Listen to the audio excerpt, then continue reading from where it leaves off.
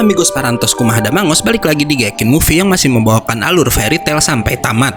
Dimana pada part kali ini akan menceritakan pertarungan yang lebih dahsyat lagi antara Isgar melawan Alvarez. Seperti apakah keseruannya? Nggak usah pakai banyak tocab, langsung simak aja videonya. Tapi seperti biasa sebelum mulai harap cek dulu kota kalian. Kalau sekarat bisa numpang wifi tetangga. Bruh.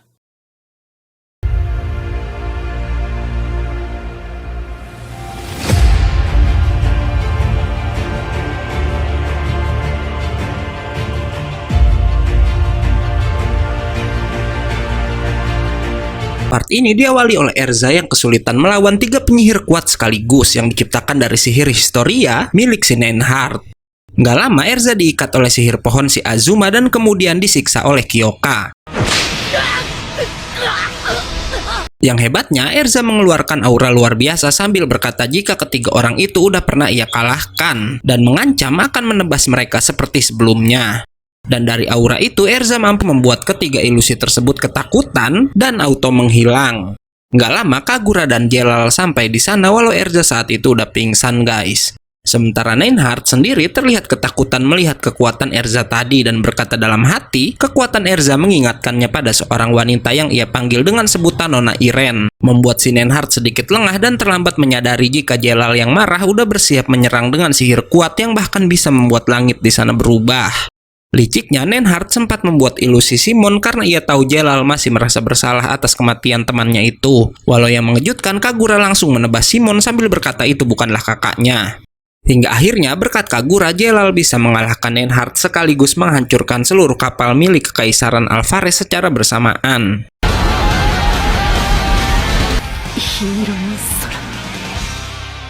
Malam harinya kita diajak kembali ke Fairy Tail, di mana semua penyihir di sana sedang mewaspadai kedatangan August ke tempat itu, karena mereka sadar August merupakan penyihir terkuat dari 12 gerbang. Mengejutkannya, Brandis yang ada di sana juga lalu berkata para peri udah salah paham jika mengira August adalah yang terkuat dari 12 gerbang, karena ada penyihir kuat lain selain August dalam kelompok itu, dan orang tersebut nggak lain adalah Irene Belserion yang disebut oleh si Neinhardt tadi. Balik lagi ke pelabuhan Haregon yang saat itu Erza baru tersadar dari pingsannya. Ia langsung diberitahu Grey jika mereka berhasil memenangkan pertempuran dan menangkap sebagian besar pasukan Alvarez, sementara sisanya sedang dikejar oleh Jelal dan Meredi, dan oleh karena itu Erza dan kawan-kawan ingin segera kembali ke Guild karena mencemaskan teman-teman mereka yang lain. Balik lagi pada Brandis yang berkata jika hanya kali ini aja ia akan membantu Fairy Tail untuk membalas budi pada Lucy, di mana Brandis berniat akan membantu negosiasi dengan August agar salah satu penyihir terkuat Alvarez tersebut nggak menyerang para peri. Sementara itu di utara, tim Gajal nampak udah berhasil membebaskan Sting dan kawan-kawan yang sebelumnya ditangkap oleh pasukan Alvarez. Hingga nggak lama mereka dikejutkan oleh salju di sana yang tiba-tiba berubah menjadi taman bunga yang ternyata mereka semua nggak menyadari itu merupakan sihir milik Irene yang ada di sana juga dan nggak suka dengan cuaca dingin. Berpindah lagi ke Natsurushi yang ditugaskan mengawal Brandis untuk menemui August dan bernegosiasi. Walau kocaknya, Mes ketahuan diam-diam mengikuti mereka karena ia ternyata nggak percaya pada Brandis sepenuhnya. Mes akhirnya mau nggak mau ikut bergabung dengan tim Natsu hingga nggak lama Brandis mengubah ukuran Happy menjadi besar agar kucing itu bisa membawa mereka semua terbang mencari si August. Balik lagi ke pertempuran utara di mana tim Gajal berhasil memporak-porandakan banyak pasukan musuh. Sementara Sting masih terlihat ketakutan karena sebelumnya ternyata ia udah dikalahkan oleh Irene dan para gerbang lain yang bertugas di daerah tersebut. Melihat itu, Yukino auto menampar Sting karena sebagai Master Guild seharusnya Sting bisa menyemangati teman-temannya yang lain. Berkat Yukino, Sting akhirnya kembali bangkit dan bisa memimpin para penyihir Sabertooth untuk membantu tim Gajel. Nggak hanya Sabertooth, saat itu Blue Pegasus juga udah kembali bertarung bersama mereka semua. Para penyihir Isgard gak menyadari jika mereka sedang diawasi oleh Irene dan 2 anak buahnya. Namun si penyihir berambut merah bilang ia akan menyerahkan Gajel dan kawan-kawan pada 2 gerbang lain, yaitu Bloodman dan 1 orang lagi yang bernama Larked. Bener aja, karena Bloodman ternyata udah ada di medan pertempuran walau ia langsung dihadapi oleh Gajel yang ingin membalas perlakuan Alvarez pada para penyihir Isgard. Kembali pada Irene yang meminta 2 anak buahnya yang bernama Juliet dan Hien bergabung dalam medan pertempuran karena Irene bilang ia merasakan mereka akan kedatangan tamu lain yang bisa merepotkan. Dan ternyata yang dimaksud Irene adalah Cobra dan kawan-kawan yang kini udah resmi jadi anggota Crim Sorcier guys. Nggak sampai di situ aja, Iren juga memberitahu dua anak buahnya jika ia sendiri akan menghadapi tamu lain yang akan datang ke sana juga. Namun kali ini Iren bilang tamu itu sebenarnya bukanlah kawan maupun lawan mereka. Karena itu Iren pun lalu mengaktifkan sihirnya untuk menghadapi tamu yang akan ia lawan, yang nggak lain adalah sang Raja Naga Agnologia. Dimana dengan pedenya Iren berkata jika ia yakin bisa mengalahkan sang naga hitam. Bersamaan dengan itu, Bloodman juga menunjukkan sihirnya di mana ia bisa menciptakan banyak partikel sihir berbentuk tengkorak, dan siapapun yang menghirup partikel itu akan merasakan dekat dengan kematian. Walau Gajel bilang paru-parunya terbuat dari besi, ia tetap aja kewalahan menghadapi Bloodman. Beruntungnya ada Levi yang dengan sihir naskahnya bisa membuat pelindung. Sementara Levi sendiri membuat masker dengan sihirnya agar nggak menghirup partikel milik si Bloodman. Selanjutnya kita berpindah pada tim Natsu yang udah berhasil menemukan keberadaan August. Brandis menepati janjinya untuk bernegosiasi dan meminta August untuk mundur dari medan tempur karena Brandis bilang ia nggak melihat arti sebenarnya dari perang yang mereka lakukan. Mendengar itu, August yang sangat setia pada Zerep malah berkata jika Brandis udah mengkhianati mereka. Balik lagi ke Bloodman yang bisa berubah wujud dan menyerang Levi Gajel dengan beberapa sihir. Yang mengejutkannya, sihir yang dikeluarkan Bloodman merupakan kutukan-kutukan yang merupakan jurus andalan ke-9 gerbang Tartaros. Bloodman lalu bilang kalau kekuatannya melebihi gerbang Tartaros dan kemudian mengikat Gajel juga si Levi. Kedua peri hampir aja tertelan dalam tengkorak buatan Bloodman. Beruntung Gajel bisa menarik Levi dan berhasil meloloskan diri. Gajel lalu terkejut karena masker Levi udah menghilang dari mulutnya. Yang ternyata Levi bilang jika masker yang ia buat tadi sebenarnya nggak berguna dan ia pura-pura memakai masker itu agar Gajel nggak melarangnya ikut bertarung dengan si Bloodman.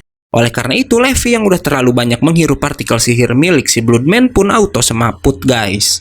Setelahnya giliran Gajel yang jadi incaran si Bloodman. Walau hebatnya Gajel bisa kembali bangkit sambil berkata ia akan melindungi Levi, di mana di sini akhirnya terungkap jika sang naga besi mencintai gadis itu. Dengan nekat, Gajel lalu menghirup partikel sihir milik si Bloodman dan yang nggak terduga, tubuh Gajel mampu menyerapnya hingga mengubah partikel itu menjadi kekuatannya sendiri dan menjadikan tubuh sang Dragon Slayer diselimuti oleh besi hitam. Dengan kekuatan barunya, Gajel pun bisa mengenai tubuh Bloodman sampai memukulinya bertubi-tubi. Dan gak butuh waktu lama, sang naga besi akhirnya berhasil mengalahkan lawannya itu. Sialnya, Bloodman yang gak terima dikalahkan lalu menangkap Gajel dan bersiap mati bersama pria tersebut. Melihat itu, Levi berniat menarik tubuh Gajel dari jeratan Bloodman, namun Gajel berkata Levi gak boleh menyentuhnya, karena kini tubuh Gajel udah dipenuhi partikel sihir. Walau begitu, Levi tetap bersikeras walau kemudian ia dihentikan oleh Lily yang datang ke sana juga. Mengira dirinya akan mati, Gajel pun dengan berani menyatakan cintanya pada Levi. Bahkan pria itu jujur jika selama ini ia pernah membayangkan hidup berkeluarga dengan sang penyihir naskah. Dan setelah menyatakan semuanya, tubuh Gajel pun akhirnya lenyap bersama si Bloodman. Scene lalu berpindah pada Agnologia yang saat itu udah berhadapan dengan Iren. Sementara Brandis masih bernegosiasi dengan August dan mengatakan jika Zerep cuma ingin melakukan pembantaian sepihak melalui festival Raja Naga yang akan dibuatnya. Dan karena itu Brandis berharap August yang merupakan orang paling bijaksana di antara ke-12 gerbang mau memikirkannya lagi. Bahkan ia sampai bilang kalau para peri bukanlah orang jahat. Anehnya, saat August terlihat percaya pada kata-kata Brandis, gadis itu malah menusuk si kakek tua sambil berkata orang yang paling ingin ia habisi ada di hadapannya. Namun Natsu akhirnya menyadari jika itu adalah perbuatan Mes yang menggunakan sihir pengganti ingatannya pada si Brandis, di mana Mes menanamkan ingatan palsu pada Brandis jika August adalah orang yang paling ingin dihabisinya. Perbuatan Mes ternyata adalah sebuah kesalahan besar, karena salah satu penyihir terkuat Alvarez nggak bisa mati semudah itu dan malah bersiap mengamuk dengan menunjukkan kekuatannya. August langsung membuat Brandis pingsan agar nggak mengganggunya menghabisi para peri. Hingga ia kemudian membuat ledakan besar yang menghempaskan Natsu dan kawan-kawan. Sementara itu di tempat lain, karena mengeluarkan Fairy Glitternya untuk memusnahkan tubuh astral dari Mavis. Dan bener aja, karena setelah jiwa Mavis menghilang, lakrima kristal pun akhirnya hancur dan mengeluarkan tubuh asli sang master pertama tersebut.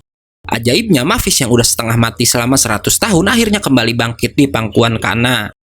Kita balik lagi pada Iren yang mulai menyerang Agnologia dengan kekuatan besarnya, walau serangan itu dengan mudah dihalau oleh sang naga hitam. Agnologia balik menyerang walau Iren pun sama bisa menghindarinya.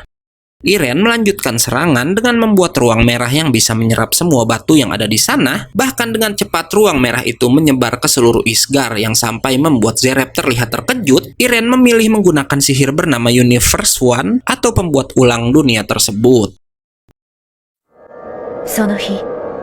Sementara itu, Mavis dibuat terkejut karena si Kana tiba-tiba menghilang dari sana. Ia auto memeriksa seluruh guild di mana ternyata semua orang juga ikut menghilang karena sihir Iren hingga Mavis akhirnya didatangi oleh si Zeref. Di sisi lain, semua orang yang terkena sihir Universe One Iren saat itu telah berpindah ke satu tempat, walau mereka harus terpencar di tempat yang berbeda-beda. Begitupun semua peri yang tadinya ada di dalam guild, kini berpindah ke sisi sebuah lautan. Bahkan anehnya Lisana dan Mira, yang tadinya ada di utara, tahu-tahu ada di sana juga. Berpindah pada August yang terpencar bersama Brandis, di mana kakek tua itu memberitahu jika Iren mengubah benua Isgard ke bentuk baru dengan sihirnya. Maka dari itu, semua orang kini terpencar ke tempat yang berbeda-beda. Di sini akhirnya terbongkar jika Iren melakukan itu karena cuma ingin mendekatkan lokasi Zeref ke Fairy Tail sementara menjauhkan Agnologia dari lokasi sang penyihir hitam berada. Makanya nggak aneh jika saat ini Zeref tiba-tiba ada di Fairy Tail dan bertemu dengan Mavis. Zeref sendiri memberitahu Mavis jika sebenarnya Iren melakukan itu agar sang penyihir hitam segera mendapatkan Fairy Heart supaya perang Alvarez dan Isgard cepat berakhir. Sementara Iren sendiri saat itu ternyata udah berpindah ke kerajaan Fiore dan sangat dekat dengan Natsulusi juga Happy yang ada di luar kerajaan. Nggak diduga berkat sihir Iren juga Gajel yang tadi ditarik dalam ruang buatan Bloodman bisa kembali terbebas di lain tempat. Hingga nggak lama ia didatangi sebuah cahaya yang lalu berubah menjadi sosok gadis bernama Zera yang mengaku sebagai awal mula dari para peri. Di mana ternyata saat itu Gajel berada di Pulau Tenru yang kini menyatu dengan benua Isgard karena sihir milik si Iren. Zera memberitahu Gajel jika ia bisa ada di sana karena saat ini tubuh asli Mavis udah kembali tersadar. Walau gadis itu juga bilang kebangkitannya cuma sementara dan jika Mavis bisa mengingat dirinya maka Zera akan menghilang lagi. Balik lagi pada tim Natsu yang gak sengaja bertemu Grey, Juvia, dan Erza di depan istana Mercurius. Tanpa mereka sadari di dalam istana semua orang-orang kerajaan udah dikalahkan oleh si Iren. Dengan kejam, Iren lalu menyerang Putri Hisui dan merubahnya menjadi seekor tikus. Namun saat akan menyerang sang raja juga, Iren merasakan ada beberapa penyihir yang ada di dekatnya. Iren pun auto melihat keluar jendela istana dan terkejut saat melihat Erza ada di sana. Sementara itu, Makarov dan para peri yang tadi ada di pinggir lautan sedang diserang oleh pasukan Alvarez. Walau sial, Juliet dan Hien ternyata ada di sana juga dan langsung mengikat banyak peri dengan kekuatan mereka. Gak lama terdengar suara wanita yang meminta semua peri yang saat itu tersebar di berbagai penjuru agar segera kembali ke Fairy Tail untuk menyelamatkan Mavis. Di mana suara itu ternyata adalah suara Zera yang menggunakan sihir telepati. Mendengar itu, semua peri langsung mengarah ke guild walau nggak diduga Lisana dan Mira malah diserang oleh Juliet juga si Hien. Mira bisa menyerang balik dengan kekuatan iblisnya dan meminta Lisana untuk pergi bersama teman-teman yang lain ke Fairy Tail. Sementara ia sendirian akan menghadapi dua anak buah Iren tersebut. Berpindah pada Elfman yang terpisah bersama Yukino, Lector juga si Frost. Gak lama mereka pun bertemu dengan si Angel membuat Yukino terkejut karena ternyata Angel punya nama asli Sorano yang gak lain adalah kakak dari Yukino yang menghilang saat mereka masih kecil. Kembali pada Mira yang awalnya kewalahan melawan dua anak buah Iren sekaligus. Namun hebatnya saat udah dijatuhkan, Mira mengeluarkan kekuatan barunya dan berubah bentuk dalam wujud yang bernama Algeria. Mira bisa mengalahkan dua anak buah Iren itu dalam sekali serang aja walau ia lalu dikejutkan karena Juliet dan Hien ternyata punya wujud asli berupa dua bilah pedang yang diberikan kepribadian oleh sihir milik si Iren. Hingga yang paling apesnya, Mira tahu-tahu didatangi sang pemilik pedang di tempat itu. Iren langsung mengikat tubuh Mira di sebuah batu menggunakan kekuatan pedang Heine dan lanjut menyiksanya dengan cairan panas dari pedang Juliet. Hingga nggak diduga, August dan Brandis datang ke tempat itu juga untuk mengajak Iren dan gerbang yang tersisa berkumpul di hadapan Zeref walau Iren berani menolak dan ingin bergerak atas kemauannya sendiri.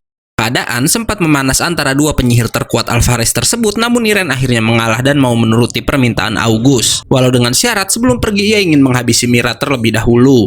Mengejutkannya, August lalu menyerang Mira dan berkata pada Iren jika ia udah melubangi jantung gadis itu. Balik lagi pada Yukino dan Angel yang kembali bertemu setelah terpisah sangat lama, walau Angel sempat bilang Yukino salah orang karena ia nggak mempunyai seorang adik. Mendengar itu, Yukino mencoba mengingatkan jika waktu kecil Angel diculik oleh orang-orang jahat membuat Yukino selama ini selalu mencarinya. Bahkan di sini terbongkar alasan Yukino dulu mau membantu proyek Eclipse agar ia bisa memutar waktu ketika kakaknya masih ada bersama dirinya. Dan di sini kita akhirnya diperlihatkan alasan Angel nggak mau mengakui Yukino karena si Angel merasa dirinya udah dipenuhi dosa dan nggak pantas menjadi seorang kakak untuk gadis baik seperti si Yukino. Dan ia juga bilang setelah dirinya menebus semua dosa, Angel pasti akan kembali memeluk erat adiknya itu, membuat Yukino mengerti dan membiarkan Angel melakukan apa yang ia mau. Balik lagi pada Mira yang didatangi Lisana, walau saat itu Mira terlihat udah nggak bergerak. Namun gak lama ia kembali tersadar berkat Brandis yang membantu mengecilkan luka di tubuh Mira sebelum pergi dari sana.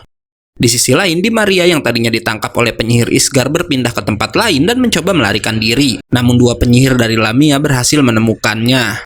Anehnya, kedua pria itu lalu terlihat aneh dengan merasakan kenikmatan pada tubuh mereka sampai nggak sadarkan diri. Yang ternyata itu perbuatan dari gerbang Alvarez Larked yang datang untuk menjemput Di Maria, hingga di sini kita diperlihatkan jika nama panjang Larked adalah Larked Dragnel, mirip dengan nama belakang Natsu dan juga Zerev.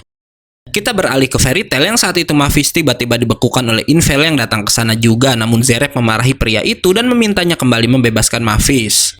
Konyolnya, Infel memakaikan Mavis kalung es yang bisa merenggut pikiran gadis itu dan menjadikan si Mavis nggak bisa fokus, amigos. Zerev pun lalu mengajak Mavis keluar untuk memperlihatkan jika semua prajurit Alvarez udah memenuhi tempat itu, karena ia tahu para penyihir Fairy Tail akan datang untuk menyelamatkan sang master pertama. Nggak hanya itu aja, karena Ajiel dan Jacob yang sebelumnya udah dikalahkan ternyata ada di sana juga, dan keadaan juga semakin dipersulit oleh Nineheart yang menciptakan tubuh Bloodman, Waleto, dan God Serena yang udah tewas dengan sihir historianya. Sementara itu, Zerev meminta pada Irene agar penyihir wanita itu menggunakan sebuah sihir pemisah untuk mengeluarkan Fairy Hair dari dalam tubuh Mavis. Keesokan harinya, tim rusuh pun akhirnya udah berhasil mendekati lokasi Fairy Tail, walau Erza bilang mereka sangat kalah jumlah untuk melawan semua pasukan Alvarez yang berada di sana.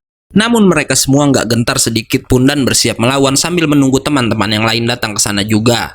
Natsu dan kawan-kawan langsung berlari menerjang pasukan Alvarez hingga pertempuran dibuka oleh tinju api dari si Natsu. Walau hanya berlima, mereka terus maju dan berhasil menghabisi banyak prajurit Alvarez.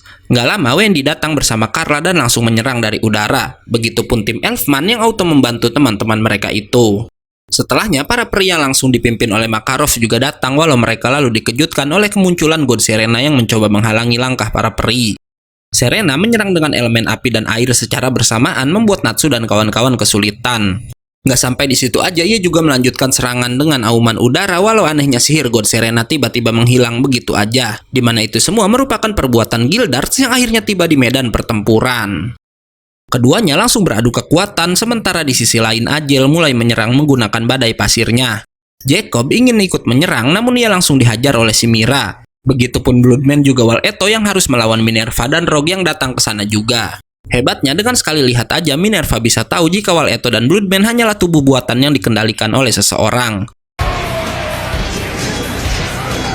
Balik lagi pada Gildarts yang udah jadi semakin kuat setelah bertualang selama beberapa tahun, di mana ia bisa menghempaskan God Serena hanya dengan satu pukulan aja. Tanpa mereka semua tahu, saat itu Irene udah mulai memisahkan Fairy Heart dari tubuh Mavis. Nggak lama, Nineheart menemui Irene untuk memberitahu jika ia udah menemukan Erza, membuat Irene ingat ia juga udah pernah melihat sang Titania secara langsung.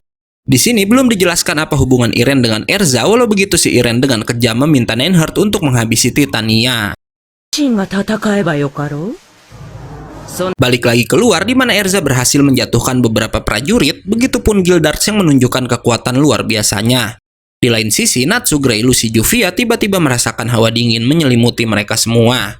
Natsu mencoba menghangatkan udara, walau apinya tiba-tiba aja membeku seluruhnya. Nggak sampai di situ aja, tubuh Natsu, Lucy, dan Juvia juga ikut membeku, menyisakan si Grey seorang diri dan harus menghadapi Infel yang udah melakukan itu semua. Grey langsung menyerang, walau Infel dengan mudah bisa membalikan serangannya. Dengan sombongnya, Infel berkata kalau sihir es Grey nggak akan pernah bisa mengalahkan sihir musim dinginnya. Grey kembali menyerang, yang parahnya sihir Grey bisa ditahan hanya menggunakan satu lengan aja. Infel kemudian memberitahu kalau sihirnya merupakan sihir es murni, sementara yang Grey pakai hanyalah turunan dari sihir miliknya. Dan karena itu Infel berkata ia bisa menghancurkan sihir si Grey dengan sangat mudah. Mendengar itu, Gray membangkitkan sihir Devil Slayer-nya dan langsung menebas tubuh Infel hingga berhasil melukai pria itu. Namun pada serangan berikutnya, Infel lagi-lagi bisa menahan dengan satu tangan dan kemudian menciptakan badai salju yang menyelimuti seluruh tempat itu. Infel lagi-lagi memberitahu Gray jika kegelapan dari sihir Devil Slayer anak itu mulai memakan tubuh Gray sendiri. Namun Gray menjawab, ia nggak peduli walau menjadi iblis sekalipun, asalkan bisa menyelamatkan Fairy Tail. Hingga nggak diduga Natsu ternyata udah berhasil terbebas menggunakan sihir apinya. Mengejutkannya, Brandis selalu datang dan langsung menangkap Lucy juga si Natsu. Brandis membawa keduanya pergi, membuat Gray dan Juvia lengah dan terkena ikatan rantai leher dari es milik si Infel. Sama seperti Mavis, Gray dan Juvia pun mulai nggak bisa mengendalikan tubuh dan kesadaran mereka. Yang jahatnya, Infel lalu bilang ia akan membuat kedua peri saling bertarung sampai salah satu dari mereka mati. Di sini tujuan Infel melakukan itu agar Gray menghabisi Juvia dan bisa membangkitkan seluruh kegelapan dalam dirinya, di mana Infel ingin menciptakan kesatria kuat yang bisa mengalahkan N agar Zeref bisa fokus mengalahkan Agnologia dan menguasai dunia dan gak terganggu oleh N yang gak lain adalah Natsu. Juvia yang masih bisa mempertahankan kesadarannya lalu membuat pedang air di satu lengannya dan malah menusuk tubuhnya sendiri karena ia nggak mau melukai si Gray. Namun tanpa Juvia sadari, Gray juga ternyata melakukan hal yang serupa di waktu bersamaan, membuat keduanya sama-sama menusuk tubuh mereka sendiri. Hingga Gray dan Juvia pun jatuh dengan luka yang cukup parah. Infel cuma bisa terdiam melihat perasaan kedua orang itu berhasil melawan kendali rantai sihirnya. Ia yang mengira keduanya udah tewas lalu pergi dari sana, membuat cuaca kembali seperti semula. Setelah Infel pergi, Gray sendiri terkejut karena ia ternyata masih bertahan hidup, dan semua itu merupakan perbuatan Juvia yang sempat mentransfusi darahnya pada si Gray sebelum terjatuh tadi. Gray pun langsung menangis di hadapan tubuh Juvia yang udah terlihat nggak bergerak lagi. Sementara itu, Infel mencoba mencari si Brandis hingga ia dikejutkan oleh kedatangan seseorang yang mendekat ke arahnya, di mana orang itu nggak lain adalah Gray yang udah sangat murka pada perbuatan Infel. Beralih pada Brandis yang membawa Natsu Lucy Happy ke suatu tempat, dan di sana Brandis berkata ia akan mengampuni mereka, walau Brandis juga bilang sebagai penduduk Alvarez ia harus membantai teman-teman Natsu yang lain. Tanpa mereka sadari, si Di Maria ternyata melihat perbuatan Brandis yang ingin melepaskan Natsu dan Lucy. Di sisi lain, Ajel saat itu sedang berhadapan dengan Elfman dan juga Lysana. Dengan badai pasirnya, Ajel berhasil membuat kedua kakak beradik itu melemah. Nggak hanya Elfman Lysana, Mira juga kesulitan menghadapi Jacob, begitupun Rogue yang melawan Bloodman dan Minerva yang menghadapi Waleto. Balik lagi pada Gray yang langsung menghajar wajah Infel dan menghempaskan pria itu hanya dengan tangan kosong aja. Infel yang marah pun lalu menunjukkan kekuatan bernama Hyozetsu Kamui yang menyelimuti seluruh tubuhnya dengan armor es terkuat. Armor itu mampu menahan pukulan Gray bahkan sampai membuat tubuh Gray yang menyentuhnya jadi membeku. Namun hebatnya, Gray yang udah diselimuti amarah mampu menghancurkan armor tersebut dan menghempaskan Infel. Hingga akhirnya Gray kembali menghajar Infel dan berhasil mengalahkan pria itu. Balik lagi ke tempat Natsu, di mana Nenhard juga datang ke sana untuk mencari Erza. Yang kacaunya saat itu Nenhard udah dijadikan lebih kuat oleh sihir milik si Irene. Bahkan ia yang tahu kalau Brandis akan berkhianat malah menyerang temannya sendiri. Beruntung si Natsu bisa menghentikan pria itu dan dengan kekuatan yang luar biasa ia pun berhasil menghempaskannya. Berpindah ke Juvia yang ternyata masih bisa bertahan hidup karena Wendy datang di saat yang tepat. Sementara Gray yang mengira Juvia udah tewas terus dipancing oleh kata-kata Infel agar sang penyihir es masuk ke dalam kegelapannya sendiri dan mau mengalahkan N, hingga akhirnya Infel pun memberitahu Gray jika N gak lain adalah Natsu. Oke, karena videonya udah habis, gue undur dan gak yakin movie pamit. Jangan lupa datang lagi besok untuk tahu kelanjutan ceritanya. Bye-bye.